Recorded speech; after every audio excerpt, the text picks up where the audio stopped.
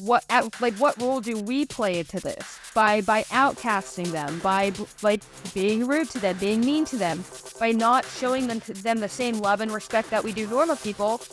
What role are we playing in driving them towards that direction to find acceptance somewhere else? Hey everyone, I'm Brad Polumbo, and welcome back to the Damage Control Podcast, where we are reclaiming the discussion over LGBT issues from the crazy people who've taken it over. My guest today is Mercedes Chandler, a lesbian political commentator and Instagram influencer who joins me to discuss her personal journey towards becoming a conservative and how, if we actually want to save the kids from radical gender activism, we need to lead with love, not condemnation and mockery. Make sure you're subscribed to the podcast if you aren't yet. Do remember to hit that like button and comment with your thoughts as we go along if you're watching with us on YouTube. I do read the comments and I love to hear what you guys have to say. And now, without any further ado, let's get into our conversation with Mercedes. Mercedes, thanks so much for coming on the podcast. Thank you so much for having me. So I discovered your content on Instagram a while back and have been following you for some time now. And you seem like one of the more interesting people in this space on Instagram, because I've kind of seen you punch in both directions, which is something I always appreciate when even people who like me and like you have kind of built up a brand by calling out the left are still not afraid to kind of disagree with people on the right or push back on Republicans sometimes. So I always appreciate that. And that's part of why I wanted to talk to you. But unlike a lot of the influencers and commentators I've had on this show, this is not a full-time thing for you. And I'm curious, how did you wander into making political and socio-cultural commentary on the internet? How did that come about? So originally my content was, I created content because I was a mechanic, and I did some sideshow stuff like swallowing fire. And I built up a following that way. And then I eventually started talking about political content, and the content started to take off. I've always been, ever since I was 8 or 9 years old, I've always talked politics, and I've always leaned conservative. So it was just natural. And I don't know, 25 years old, frontal lobe developed, or cortex. And I was like, nah, I don't give a dang what anyone thinks about me. I'm just going to post this. That's kind of hard. I mean, so for someone like you or I, we get totally immune to it. I mean, I've just received so many thousands of hateful or nasty comments or emails or whatever over the years that it kind of just rolls off your back. But when you were first getting into it, especially if you're somebody within the LGBT community, me being gay, you being lesbian, and you're speaking out in any sort of way that is non-liberal, you will get some of the most toxic hate imaginable from other people in the LGBT often. I mean, was that your experience? And was that tough for you to originally get used to? Yeah, I am one of those people that I think get the least hate from them, actually. And it's because I have conversations with them. So I notice a lot of conservative political commentators or pundits, whatever they call us, they do get a lot of backlash. I think I probably get the least amount of backlash, and I definitely have a big following from more of the middle crowd and also maybe leftists, because I try to call out both sides. So don't get me wrong, there's crazy leftists who come for you, and they've come for me for sure. I just don't think to the degree of other people. And I think of things this way. What do I want to accomplish? What is it that I want, and how do I get that? I want people to stop indoctrinating children. I want to bring down the leftist, wave, the crazy wave that they're riding. I'm not going to do that by insulting them. If I had something important I had to tell you, and I led with, I don't like you, you're trash, you're probably not going to listen to whatever is important that follows. Yeah, no, you're exactly right. And there's a lot of people who discuss these LGBT issues who are on the right, more of the Matt Walshes or the Daily Wire types of the world, do so in a way that is so abrasive and aggressive towards the other side that while it might successfully rile up the people that already agree with you, and then you can get lots of views, lots of engagement, you're not actually convincing many people, because a lot of people immediately feel defensive. So I'm not always perfect. I'm sure I've strayed into, some ad hominem territory sometimes, or taken a couple swipes at somebody's looks here or there. But I try to stay out of that. I try to talk about ideas more than about people. And I've noticed that with your content is that you really resist the dehumanization that happens on both sides. I've personally encountered it more on the left, but it does happen on both sides. The dehumanization of the people that disagree with you. Yes, yeah. I have to stay neutral because the thing about the left is what I've learned about them. I come from a conservative family. I'm not like, so a lot of these new LGBT conservative commentators, pundits, whatever you want to call them, they converted to conservatism or whatever in like the year 2020 when the pandemic hit, you know? So Mm-hmm. they went from one dogma to the next dogma. And a lot of them make fun of these people online. And I'm like, that's not that you don't get anywhere doing that. So for me, like being like an OG conservative, I've been a conservative for so long. I just look at what we're doing and I'm like, okay, well, it's not working. You know, we're further dividing. Nothing is coming together. The left, I feel, are so defensive and they're always acting like they're attacked because historically they've just been attacked. You know what I mean? All they know is getting attacked. So it doesn't just, I mean, gay people got the right to marry in 2015. You know what I mean? It's not that long Segregation and ago. yeah, segregation ended in 1964. So it's not, you know, it's, I see where they're coming from. And because I'm able to see them, I am able to talk to them instead of pretending like these problems have never existed or we've never gone through these social issues. Mm-hmm. No, that makes sense. I am curious in your personal life. So I wasn't exactly sure because it seems unusual. But so you live in a household with a bunch of other women. Are they all lesbians? Are they just friends? What's going on here? So my whole entire mission of why I even have social media in the first place is I'm starting a church and this is it right now. And it's not our like lesson in life is love, right? So I'm Christian. I'm a disciple of Christ, I should say. And for me personally, my whole entire life is giving back to others. That's all I want to do is make a bunch of money to give a bunch of money. Not necessarily money, but like food and to help other people. Uh, that's kind of what we have going on here. Everyone's working on their lives and working on becoming the best versions of themselves.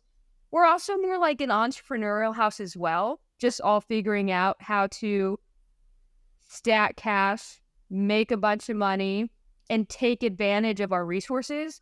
You know, a lot of people during our age, they go buy the expensive cars. They go Mm-hmm. and try to handle one household, which is fine. Like you can do that, but if you want to work till you're like 70, I guess go off. So that's what we got going on here. And yeah, everyone's lesbian. Are they on the same page as you politically, or are they very different? Yep. No, they're all on the same page politically. Politically. Wow, you found five conservative lesbians. No, they got converted. Oh, they got converted. Okay, so you're just that Yeah. persuasive. The ringleader. Yes. Well, that's very unique and kind of cool. Where are you? You're in Texas? Yeah, Austin. Now, you said you grew up in a conservative family, and I am curious because people our age tend to have had very different experiences as gays or lesbians or bisexuals or whatever, because we grew up in a time where a lot of society was accepting, but pockets were still very unaccepting. So a lot of people will be like, oh, being gay was fine for me. It was really no big deal. And other people will be like, yeah, my parents disowned me and I got sent to conversion camp. What was your experience like? Did you have a hard time coming out with your family, with yourself, with your community? How was it for you? So I was raised on a farm, breaking horses, doing the whole farm thing. Really conservative parents. Um, I always wore men's clothes. My parents didn't care. It's just because I was always working on the farm and that was practical clothing. So cargo shorts and polo shirts was what I was wearing. They didn't care. I didn't know I had an attraction to anything. By the time I was 16, I still didn't have an attraction to anything. And partially, I'd say because my parents did it right. They never asked me, hey, Mercedes, do you have a boyfriend? Do you want a boyfriend? Do you want a girl? Like, are you gay? Or like, what's going on? They just never discussed it. I got to have my childhood. It was amazing. I was raised in a Christian school, small Christian school, like 13 kids. left thinking that the earth was 8,000 years old, creationism. It doesn't bother me. It was a good time. But, my father died when I was like that like ninth grader age is I think what you would call it. It was not a conventional school. So I'm not really sure how grades were. Again, left thinking that the earth was 8,000 years old. But by the time I moved out at like 16. For the next 2 years, I went and I started like a car detailing business. And I did that. And then when I was 18, that's when I wandered into a gay club and I saw a woman and I realized I was attracted to women. In that moment, it hit me. I was like, okay. It was the first time I've ever been exposed to, like, she was dancing on a stage, not nude or anything, but whatever. And I was like, oh, I'm attracted to women for sure. So it was a very easy experience. And then, my stepdad, who's extremely conservative, and my mother ended up just not really caring. And my stepdad, he doesn't know. I go and visit him. I think he thinks I'm just like celibate or something. I don't talk to him about it because he's old. You know what I mean? It just doesn't matter to me. All right. Well, whatever works for you. But I am wondering, based on the story that you just told, because one of the things that you started speaking out against was against the medical transitioning of minors, right? And so that's something I've been against for a long time since, honestly, I feel like we're getting our flowers right now because people are starting to all agree with us, or a lot of people are starting to agree with us. It's becoming very mainstream to have concerns about this. But like back in 2017, when I was saying this, that was a very minority opinion. And we were shouted at for saying this. Like people got very mad. But now it's becoming a very mainstream opinion to be against this. And I think for a good reason. But I'm a little bit resentful of all the newcomers where I'm like, great. But I get it. And that's how a movement works and how, arguing for something and persuading people plays out.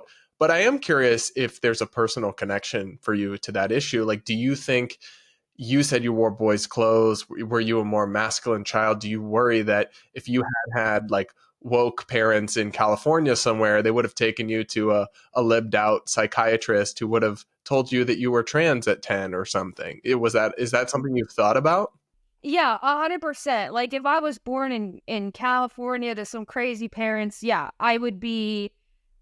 They would probably trans me. You know what I mean? And that I think about that, and that's why I feel strongly about this issue, because the thing is, trans people make up like 0.01% of the population. Subjecting children, a classroom full of children, to trans ideology when they make up a minute portion of the population is insane, because now you are what's the chances of 6 kids, 7, 8, 9, 10 kids in that classroom identifying as the opposite gender? You mean to tell me that was completely organic without any kind of indoctrination whatsoever? The problem, though, I don't even think the problem is, like, we call this, like, woke ideology or whatever. It's the phones, it's processed foods, it's parents, kids that transition are 66% more likely to transition growing up in households that have divorces or separate households, broken families. So a lot of people stray right into the ideology. They're like, oh no, trans ideology or woke ideology. And I'm like, let's look at the root cause.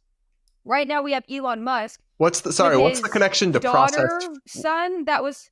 What's the connection to processed foods? Hormonal issues.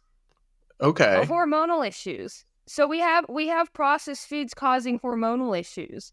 And for me, I look at that and I'm like, we just have a generation of sick people who are eating things that are causing autoimmune disease, causing things with hormonal imbalances. Men are being born nowadays with just atrocious, underperforming levels of testosterone. And we're wondering what is going on. You know what I mean? It's like, and then all these kids are growing up on TikTok. That's like, it's a bad place. What did you expect to happen when we see these trends of underage suicide, 12, 13-year-olds, we see these trends of trans identifying as trans or identifying as gay, and it follows directly the path of the introduction of cell phones. So you just kind of wonder, you're like, oh, I wonder what's going on here. Like Elon Musk complains about his daughter, yet he has how many kids with how many different women? Obviously, that isn't a nuclear family. That isn't a traditional household where he was there raising those children. You want to complain about it, but you don't want to do anything. You don't want to look at what the issue is. You just want to blame woke ideology. Well, what creates woke ideology? Because gay people don't make people. Straight people make people. So how are you raising your kids in order? Like, everyone wants to complain about it. Everyone wants to give their kids tablets. Well, I think it's also a question of who's susceptible to it and who's not. Because out of every 100 kids that go on TikTok, even if it is a high rate, the vast majority will not become trans. Out of a classroom full of kids that get a pronoun lesson, the vast majority will still not become trans. And I think what you're suggesting is, well, why is it that the 5 in the class might, or that the certain ones may be susceptible to this kind of trend? They may be drawn to it because they see it as some sort of escape or solution, even though they're not one of the traditional transgender people who are incredibly rare, but some people from a very, very early age, from 5 years old, just always felt trapped in the wrong body. Those are not the cohort of people we're really talking about. We're talking about the 14-year-olds who decide they're trans one day, even though they were comfortable with their gender their whole childhood, right? Why does that happen? That might be where what you're saying comes into play, where it's like, all right, well, they have an unstable home. They've got mental health issues. They've got anxiety. They're searching for something. They've got a void they're looking to fill. And this transition, especially as portrayed on social media, is such a cure-all, my life is so much better now. I had all those problems, but I realized they all just went away, is how it's portrayed, though obviously that's not true. Most of social media is an illusion. But so I guess what I'm hearing you say is that the root cause is like, why are they searching out for something in the first place? Many kids aren't susceptible to this because they actually do have a strong base foundation in their life. And so maybe people like Elon Musk should be looking inward. I mean, I completely agree with you. I think his situation sounds like a hot mess, but it's certainly not all his child's fault. I'll say that much. Yes, it's not all his child's fault, and people need to understand this, and this is where I look at how I was raised when I evaluate the situation. We didn't have technology. There was no tech. I didn't have my first piece of technology till I was like 18. You know what I mean? So I will tell you, there's a reason why I've been able to get to where I am as young as I am. And it's because I live in the real world. I don't live in this social media fantasy that I've been up here. Like, these kids they're on their phones from an early age. I think China is projected to be 80 to 90% myopic, nearsightedness by the year 2050. And they're directly resulting it to the phones, to sitting inside of a dark room. They're sitting inside. You need the sunlight for proper eye development. They're watching their phones. I mean, the phones are literally destroying people, and it's something that no one wants to talk about. No one wants to sit down and be like, hey, maybe this is the issue. So you got kids who are like, it's interesting. If you go on TikTok and you look up D-trans and you look up these kids who they talk about, oh, yeah, when I was 15, I thought I was trans. Now that I'm 17, I know I'm not. Go to the comments, you're going to see a bunch of kids, 14, 15, 16, being like, yeah, I used to think I was trans too. So glad my mom didn't let me transition. It's become like a trend with these kids. Like, we used to be horse girls. We used to think, yeah, and now it's just this. It's, oh, I think I'm a different gender. I'm not. If kids are experimental in that kind of way, why would we give them medication? If it's experimental, if it's just questioning, trying to find yourself out, we shouldn't do anything permanent. Now, I'll tell you though, this destruction on children, it started way before the trans ideology. Another thing that no one's talking about is half of the kids that exist today and or are maybe my age, you can get an Adderall prescription from the age of 6. You got a bunch of children locked in a classroom 8 hours a day, which goes against all of our biology and evolution, if you will. They can't sit still. They have, behavioral issues due to bad parenting. and we just put them on synthetic meth. We put them on Adderall. I've never Like, taken what it, Adderall. Have you? no, but I know what it is, and I've seen people take it, and I have a stepbrother of mine who's he's been on it since he was 7. He's messed up today. The kid, he's messed up. He can barely function as an adult. And I'm like, and he's like, I wish I never took that medicine. And I'm like, it's not medicine. It's like I don't know who in their right mind thought giving 6-year-olds Adderall was proper, was okay to any sense, but we did that. Another thing no one wants to talk about, and I'm like, they've been coming for the kids for a hot minute. It's just different, different poisons. That's interesting. Yeah, I definitely haven't made a connection between those things, but I do know there has been a lot of research and discussion into the overprescription of Adderall for kids, uh, and we're just doing so many things that like I grew up. I think we're roughly the same age, and so I grew up with no phone until like 7th or 8th grade. Social media, Instagram, Twitter, only while I was in high school they came around and I was on them, but I kind of had those formative years mostly unplugged. And the iPad kids, I do really worry about the iPad kids, and I think it's not going well for them so far. I mean, when I hear teachers on TikTok or anything talking about this, I do worry a lot about what's awaiting them. But I have some sympathy for parents because I'm not a parent, at least not yet. But it would be very hard, I think, if all the other parents and all the kids around you in your community have certain stuff to just completely deprive your children of it. All their friends, everyone in their class is on TikTok, but your kid can't be. Every kid has a phone and a tablet, but your kid doesn't. Maybe that's the right call, but I'm just saying I understand that would not be easy to do. Yeah. Yeah, I understand that it's not easy, but if you take the path that's not easy, you have no rights to complain about the outcomes. Like, there's a harder path with better benefits and an easy path that might lead to what you don't want. If you choose to walk the easy path, it's just like becoming an entrepreneur. I've been working for myself since I was 22 years old. I own a furniture business here in Austin, Texas. That's not an easy path. I quit my job like negative 400, 500 something dollars in the bank. And I just said, well, this is what I'm going to do. It was a mechanic.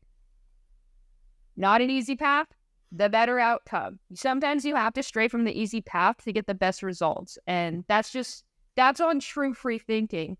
But society has gone a certain way and it's going to continue going that way. So these are social issues we're going to be fighting for so long. And that's where I don't see, unless we have a enormous societal shift, I don't see how this fixes itself. We might outlaw puberty blockers, we might outlaw, gender transition under the age of 18, but it doesn't mean that a lot of these kids aren't still going to be messed up. Instant age of gratification, it's not going to go well. No. One of the things I have seen you stick your neck out for, which I appreciate because I strongly agree, is drawing this distinction between kids and adults that we've seen a fair number of people really just go after the freedom of even adults to transition, which I'm a libertarian at heart. So that's totally antithetical to me, that you would try to control what someone else can do with their body and how they can live their life. But it is kind of this pendulum swing, if you will. It's like the kind of trans activists really pushed too hard into dangerous and radical territory, telling people with a straight face that you have to believe what a 10-year-old tells you about their gender and that they should be put on puberty blockers, and then lying and saying that they're harmless and reversible, even though it's really not true. And now a lot of people are just swinging through the whole opposite direction. I've seen some actually nasty stuff towards trans people. I've seen actually a lot of people who just think it should be banned for everyone, but you're walking kind of that middle path, right? Yeah, I mean, this is my whole thing is like, if anyone above the age of 18 can get Botox, boob jobs, change their body to suit them, and that should be allowed and legal for everybody without discrimination. I have gotten into arguments with conservatives because they believe a woman who doesn't enjoy her body and goes and gets a boob and butt job is completely different than someone else who doesn't enjoy their body and changes it accordingly. And I'm like, nah, it's the same thing. You're unnaturally altering your body. If we're doing that, if we're legalizing that, anyone above the age of 18 gets to do that. Whatever. Below the age of 18, obviously not. And like with trans activists, it's, yeah, the pendulum has swung so far to the left. I see it coming back, though. I see the pendulum starting to swing to the point where we're getting back into the we don't like trans people rhetoric. There is an uptick in hate for trans people, specifically because of the children issue, which by all means, what did you expect to happen? But at the same time, where we meet in the middle, that's how we stop the pendulum, because the pendulum, if it swings back all the way right again, it's gonna swing back all the way left again. Someone has to be, there's gotta be a movement in the middle that says, hey, we're gonna stop the pendulum swinging, no extremism on either side, and that's, I think, the solution. But it's hard because it's like I made a post, I said, if you don't believe in gay people's, you don't have to appreciate the lifestyle, but the right to get married, get off my page. Over 1,000 people within 10 hours unfollowed simply because they don't believe gay people should have the right to get married. I have videos of people just, someone put gay people are the scum of the earth, the abomination, and it has over like 70 likes on one of my posts. And you start to see that kind of hate build up again, and I'm like, oh my gosh, it's just never ending on both sides. One of the strange things that happens in this space is like people, if you're, right of center and you're gay, lesbian, bisexual, transgender, commentator, whatever, people who are genuinely homophobic will follow you because they'll appreciate some of your content, like disagreeing with trans activism or whatever. But then they'll have the audacity, the sheer audacity to act like surprised when you're still gay or still lesbian and still pro marriage equality. And I'll be like, why are you here? Why did you think we were on the same page? Like you should have known better.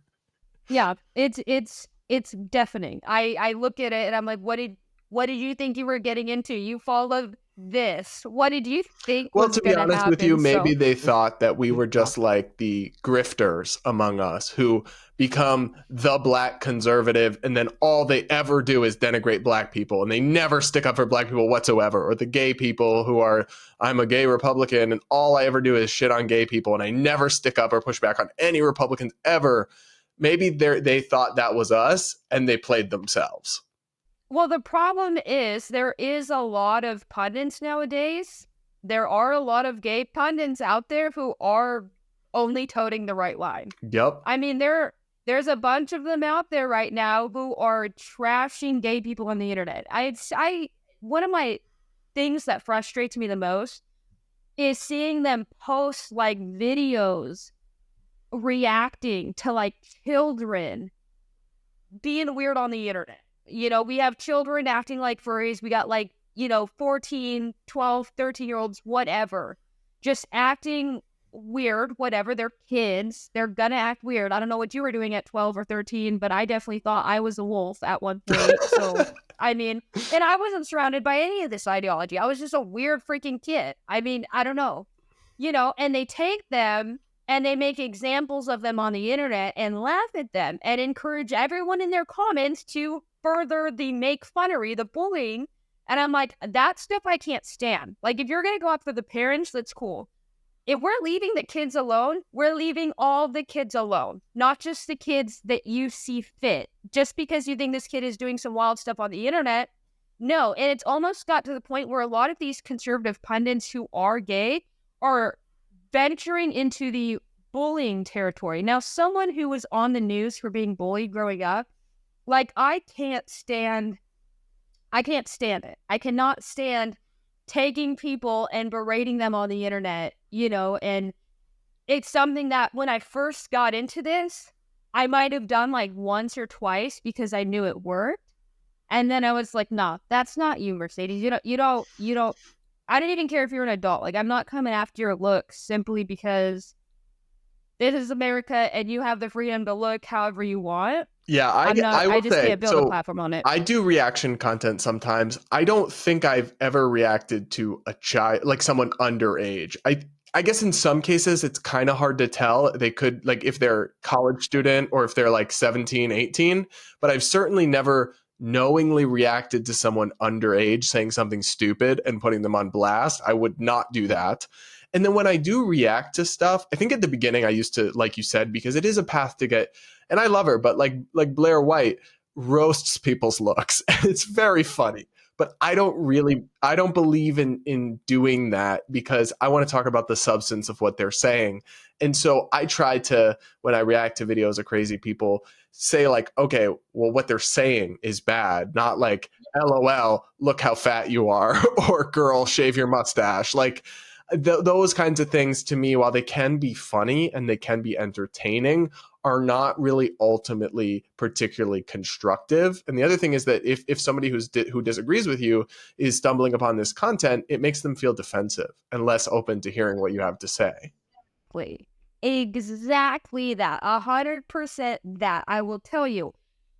You can't sit there and complain because they're not listening to us while simultaneously bullying them. Now, if this is what I like to do, like I'll react to some interesting looking characters. I don't give a dang what you look like. I am going to, like you said, what did you say? Like you're out here saying, I mean, I've reacted to a teacher who looked crazy, but she was saying that she wants to ask these children what their pronouns are. I simply stuck it to that, and that's what I remained on. I did not come for her looks. I did not bully her because I'm not here to do that. I'm here to offer constructive criticism through a loving lens simply because we want something here. We want change. You will never get change if you bully people. You will never get change if they stumble upon your videos and they see that you're just being mean on the internet. You've lost all credibility. They won't even listen to you. Yeah, and it And can be that's hard so sometimes too important. when they come for your looks and your appearance to not clap back. But even then, I think you're still kind of better off taking the high road and sticking to the substance, because then when people who are convincible see that exchange, this happens to me a lot. Like I just posted something pretty controversial on TikTok, and the response was, "Shut up, white man. Don't speak on this. You're white. You're white. Your opinion literally does not matter." Because this was like a race cancel culture controversy. And I was very tempted to respond aggressively to these people, but instead I just responded to them and was like, listen, that's not actually an argument. What I said a bunch of words in order, that's called an argument. I made points. They are not somehow less valid because of the color of my skin. If a person of color sat here and said the same words, they wouldn't be more or less true. So even when they attacked me in a frankly like racist manner, they were calling me like a crinkled up white napkin, a mayo monster, all, all this kind of stuff. I still didn't really clap back at them in a personal manner, because if you take the high road, I actually think you come off looking better to spectators who aren't firmly in one other camp. But it can be kind of hard to take that on the chin. So one thing I saw you speak about that I'm curious for you to kind of flesh out your thoughts for listeners is the role that autism is playing in all of this. Because, you know, when you see a 11-year-old who identifies as Fox/Fox self getting mocked on the internet, people might not realize it, but there's like a good chance they're making fun of an autistic child, which is not a great look, to say the least. Exactly. So my dad, he had Asperger's. I think we've changed the name of that now. Um, my twin, I have a twin, and they're autistic. It's gone to a point where, like, yes, there are a lot of, I've been around autism, and I've seen a lot of, they don't think like us, you know, and even me, okay, so I'm on this spectrum to a degree. I don't have the capability, like, I just don't care what people think. I have done weird things my whole entire life. Like, you just don't care. And a lot of them, they don't, that thing in your brain, like, hey, maybe people think I'm going to be weird if I do this. It's not firing. That's not going off. So they are making everyone makes TikTok content. Everyone makes this content on the internet. They want to be able to join in and do the same things. their lives look very different. So what they're displaying looks very different than the normal person. And we go and seek out these videos on the internet, and people sit there and make fun of them, not realizing that, yes, these kids are most likely on the spectrum to some degree. If you are 15, 16 years old and running around on all fours still, and you're that digressed, the average child isn't like that. There is probably something underlying happening that's causing them to be still immature. That's causing them, they're not getting to that point of feeling shame and feeling like, hey, I don't want people to look at me this way, simply because they don't think that way. They don't care. They're just being themselves. And we see that a lot with autism. So yeah, I've seen a lot of creators go after, I saw one creator the other day go after this kid named Billy. Definitely autistic, went and sought out their Facebook and just berated them on the internet and made fun of them. And I'm like, this isn't a good look. This is just not a good look. And what people don't understand is, in the age of technology, these people are going to be in our faces a lot more. They weren't in our faces before. Now they're in our faces, and you're just roping them up with neurotypical people, and then verbally assaulting them on the internet. I can't stand that. Yeah, I mean, that's another reason to only, if you react to people, to try to stick it to the substance, because you never really know who they are or what they're going through. So like, you roasting them, you don't know how that's going to hit or how that's going to affect them. But one of the things I've discussed in the past with guests who I've had on who are on the spectrum is that it's actually, I don't know if it's not like always the case, but something autistic people often experience is discomfort fitting into the gender expectations or roles that they, are expected to assume as a young man or a young woman. But that doesn't mean they're trans, however, and they often get past that. But I think some autistic young people are particularly susceptible to the messaging that, oh, you might be trans, or, oh, the transitioning will help you, that is so prevalent on TikTok and social media. And in a sense, then it's even worse to be making fun of them, because in a sense, they're the victims of something. They're not the perpetrators of it. So if anything, you should have compassion for them, not be making fun of them for identifying as a furry or whatever thing we might find absurd. Yeah, and you gotta understand, like, a lot of these people, humans are tribalistic. They will always do whatever they can to find their people. If a bunch of straight people or gay people are on the internet making fun of them, they are going to find and identify with the community that isn't making fun of them. So when they go and be a furry, where everyone just like really doesn't give a dang and they're doing whatever they want, they go and identify with that because it's really all they have. A lot of them, if you go be in the trans community, you see a lot of unconventional trans people who look extremely different. They preach acceptance, to the people who look different. At what point do you have to stop and realize, like, what role do we play into this by outcasting them, by like being rude to them, being mean to them, by not showing them the same love and respect that we do normal people? What role are we playing in driving them towards that direction to find acceptance somewhere else?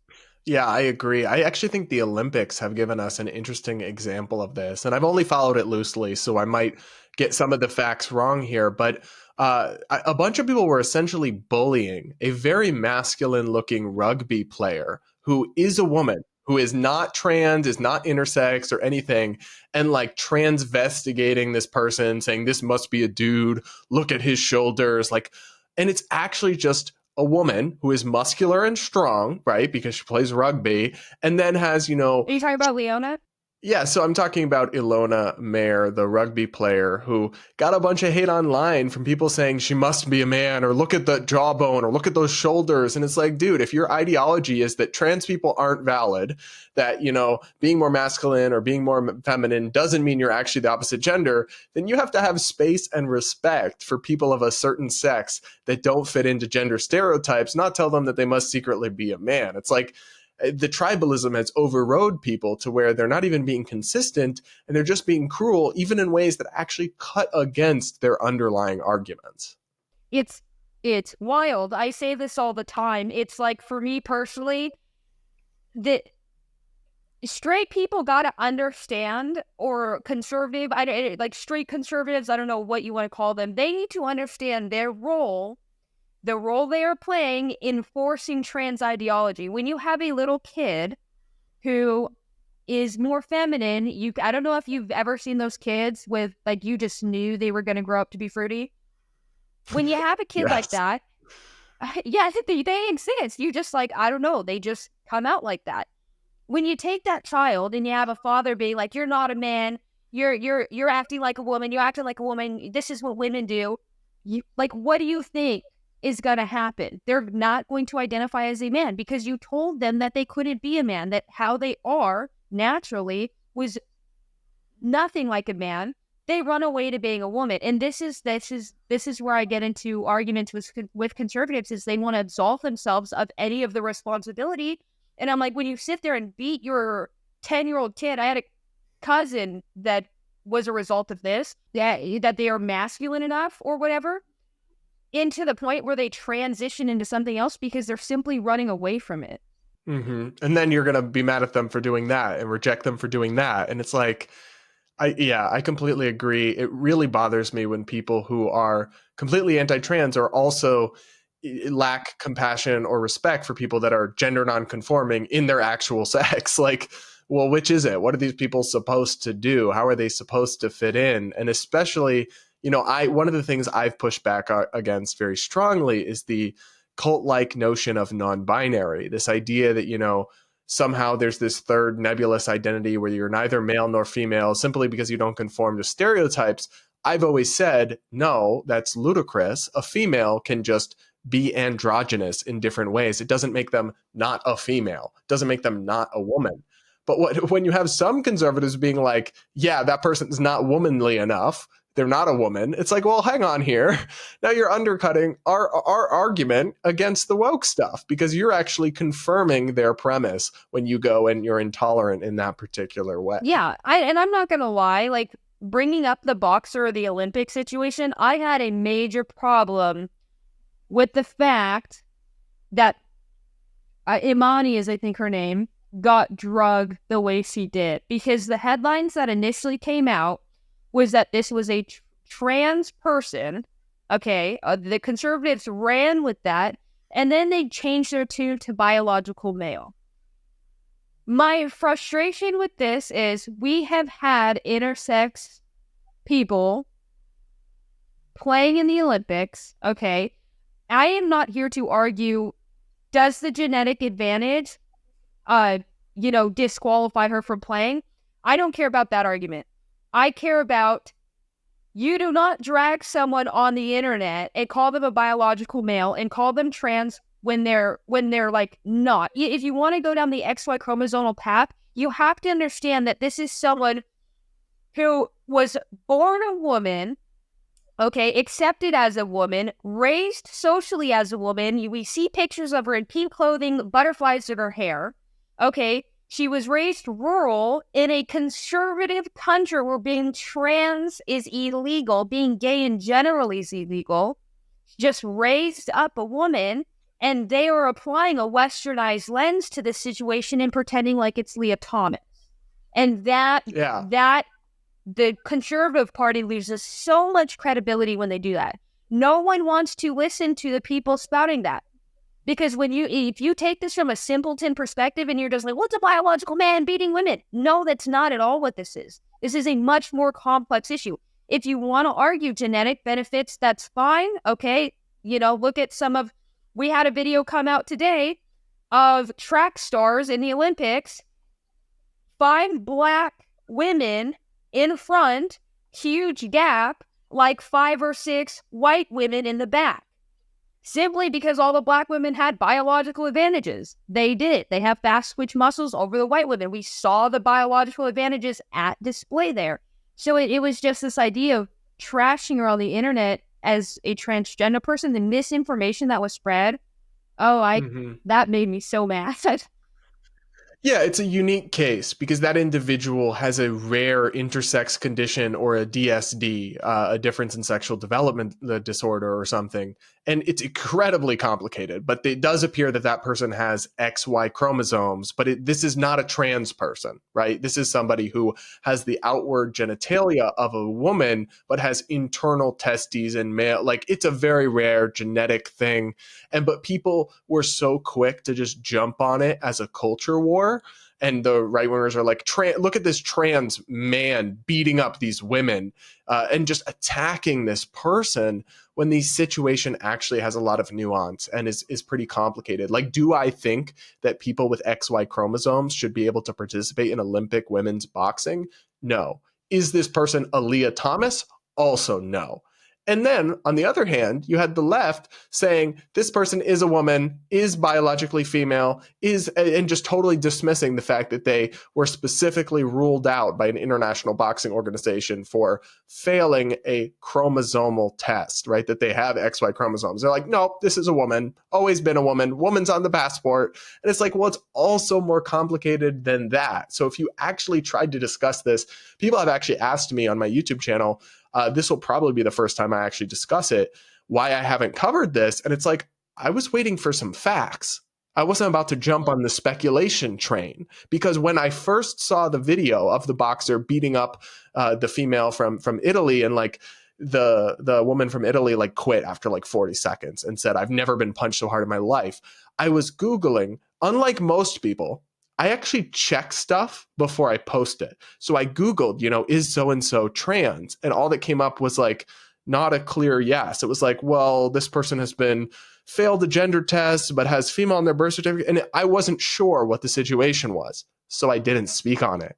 But so many people on the right just went with the clickbait headline, trans male beats the shit out of women at the Olympics. Woke people think this is fine. And it's like, the truth is a lot more complicated than that, but a complicated, nuanced discussion on something like that, it takes time. You have to wait, and it's not going to be the same level of engaging on social. Yes, social media plays a big role, because I see these people just spouting whatever they want to whenever, because it's clickbaity, and they just want views and they just want likes, and that's it. And the problem with a situation like that is, at the end of the day, like, we've had people with XY chromosomes give birth, because there are different levels to there's different levels Really? to DSD. Do we know? I didn't know that. Yes, yes, and there's studies coming out of Sweden. There are more women who are biologically male than we've ever known, going about their lives as females, high testosterone, and giving birth. I will never say that a man can give birth. So what is it? What are these women with XY chromosomes running around? When we have the studies that come out and say, hey, a lot of women out here are actually genetically male. I mean, I don't know what to say about that, except like, so it's such a deeper situation where hate and biases have to be left out of the conversation. But all I saw from the right was hate. They just they put pictures of this woman up with like, they turned her into some beast with horns or whatever.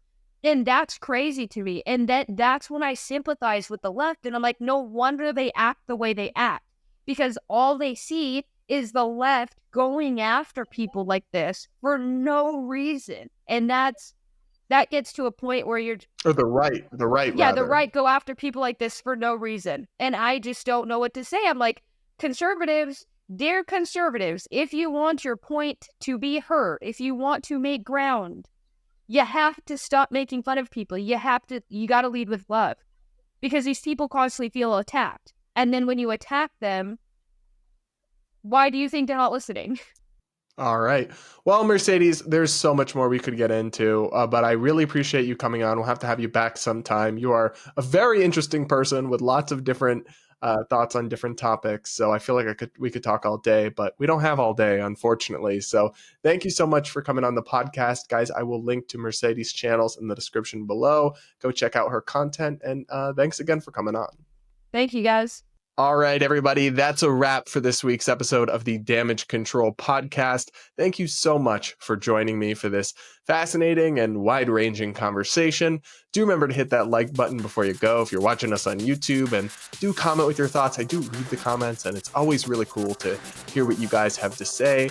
And if you are listening on Apple Podcasts, Spotify, or another podcast platform, which remember, you can't always do take a second to rate and review the show. It really helps us grow and reach new people. And with that, guys, we'll talk again next week.